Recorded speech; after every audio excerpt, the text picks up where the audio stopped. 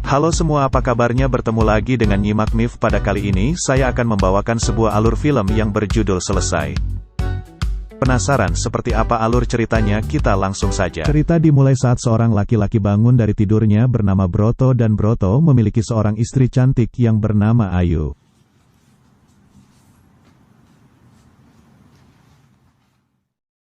Ketika itu saat sedang sarapan, Ayu melihat mentega yang sudah habis, kemudian ia menyuruh Mbak Yani ke warung. Mbak Yani adalah pembantunya di rumah tersebut.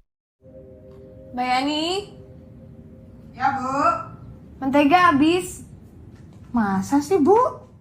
Tidak lama kemudian suaminya yang bernama Broto datang dan bertanya tentang kunci mobil. Aku di mana ya? Aku nyari kok nggak ada. Aku nggak lihat.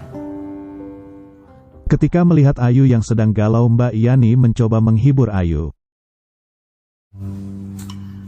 Oke, saat Sore harinya Broto mendapat kabar kalau sedang diberlakukan lockdown oleh pemerintah. Seketika terdengar bunyi klakson mobil dan Broto menyuruh Mbak Yani untuk membuka gerbang. yang gaji saya apa kamu ya? Buka, Ibu. Dan ternyata itu adalah Ayu. Kemudian Ayu marah-marah karena menemukan celana dalam di mobil Broto. Kemudian Broto pun mencoba untuk menenangkan Ayu dan beralasan itu adalah properti kantor. Akan tetapi di celana dalam tersebut terdapat tulisan Anya. Sebelum kali juga kamu nggak pernah masalah, ini kan sampel kantor. Baca. Anya. Main celana biar nggak ketukar sama merek lain. Dan seketika Broto pun teringat sesuatu. Kemudian Ayu ingin pergi meninggalkan rumah itu. Udah dong. Apa-apaan sih kamu? Yuk. Kita kan bisa. Di tengah pertengkaran mereka, sang ibu tiba-tiba datang ke rumah tanpa memberi kabar dan mereka berusaha menutupi pertengkaran mereka di depan sang ibu. Di sini ibunya bilang kalau kangen dengan anak-anaknya. Kemudian Ayu membuatkan teh untuk ibunya. Di dapur ia memanggil suaminya untuk membicarakan permasalahan mereka. Ayu meminta Broto menceritakan permasalahan mereka ke ibunya. Ibu kurang tahu aku keluar lewat pintu belakang sekarang juga. Ya nggak bisa dong. Itu ibunya Bapak ya? Karena ibunya ingin sekali mempunyai cucu, ia meminta Broto untuk segera memberikan cucu.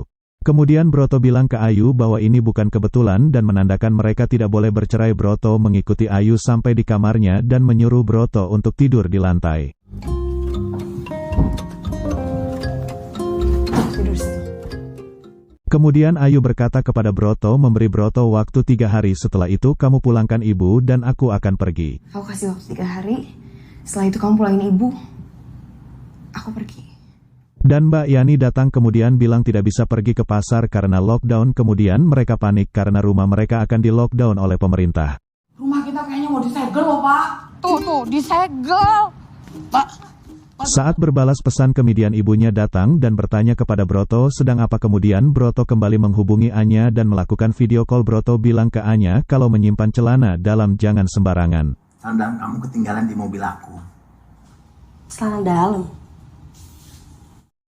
Dan Anya pun kaget karena tidak merasa menaruh celana dalam sembarangan. Kemudian Broto menunjukkan celana dalam yang ada namanya Anya dan dia pun bingung sebenarnya punya siapa celana dalam tersebut. Ini Anya tuh. Itu bukan tulisan aku, Broto. Tiba-tiba pacar Mbak Yani yang bernama Bambang datang dengan cara melompat pagar dan masuklah Bambang ke kamar Mbak Yani. Akan tetapi Bambang mendapat pesan dari bosnya untuk segera pulang. Di sisi lain Broto teringat adegan panasnya bersama Anya.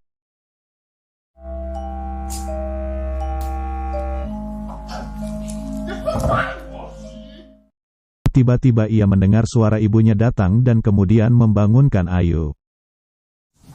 Bang. Ibu. Selamat pagi. Saat itu ibunya memberikan minuman untuk kesuburan mereka dan ibunya mengajarkan cara bercinta agar mereka segera mendapat momongan.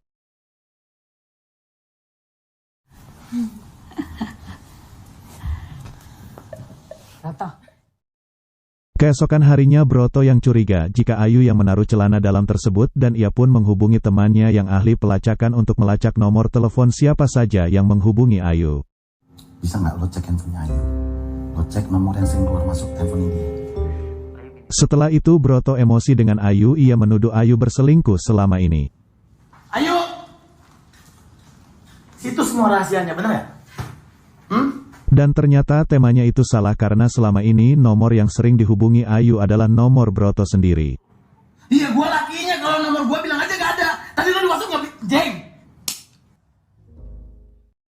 Kemudian Broto bilang ke temannya bahwa Ayu memiliki 2 nomor dan ternyata di nomor yang satu tersebut Ayu sering menghubungi seseorang. Setelah mendapatkan nomor tersebut, Broto mencoba menghubungi nomor itu dan Broto dibuat kaget karena nomor itu nomor adiknya sendiri, yaitu Dimas. Halo, Mas. Wah, Kemudian Broto emosi dan mencoba menjelaskan masalah tersebut, namun Ayu berkilas selama ini menjaga nama baiknya dan keluarganya. Apa aku jaga nama kamu? Aku jaga perasaan ibu. Terus sekarang kamu nuduh aku sembarangan gitu. Tiba-tiba ibunya bilang kalau sudah tahu tentang perselingkuhan Broto, ia menyuruh seseorang untuk menyelidikinya. Ibu sudah tahu semua tentang Anya, kelakuan kamu. udah lama ibu tahu. Dan ibunya juga tahu hubungan Ayu dengan Dimas dan ternyata selama ini Mbak Yani adalah mata-mata ibunya. Ayu selingkuh sama Dimas, ibu tahu? Gila kan, bener kan? Dia ngasih keluar Dimas sih. Jaga mulut kamu depan ibu. Kemudian ibunya menyuruh Dimas untuk datang ke rumah tersebut dan menyuruh mereka menjelaskan semuanya. Pokoknya ibu tunggu ya. Ya. Ayu menjelaskan ketika Broto berselingkuh, Dimaslah yang menjadi pelampiasannya dan semenjak itu Ayu dan Dimas ada rencana menikah setelah bercerai dari Broto. Di saat aku tahu bahwa kamu selingkuh untuk kedua kalinya, Dimas orangnya. Dari semenjak aku sama Dimas sudah ada rencana untuk nikah. Dan Dimas berkilah kalau bukti yang ada tidaklah kuat karena dia memilih tidak menanggapi Ayu. Udah stop, aku cut sampai di situ, Bu. Aku nggak pernah lagi angkat telepon dari Mbak Ayu. Mbak Ayu ngechat, aku juga nggak pernah balas. Kemudian Dimas menunjukkan chat di HP-nya dan HP Ayu. Di situasi ini Ayu merasa disalahkan dan di sini terungkap bahwa celana dalam yang ditaruh di mobil Broto adalah rencana Ayu supaya bisa cepat cerai dengan Broto.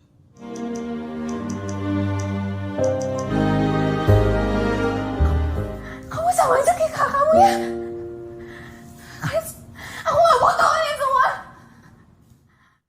Tak lama kemudian Anya datang ke rumah tersebut dan ia bilang kalau sedang mengandung anak dari Broto. Pernyataan tersebut membuat Ayu terguncang dan histeris.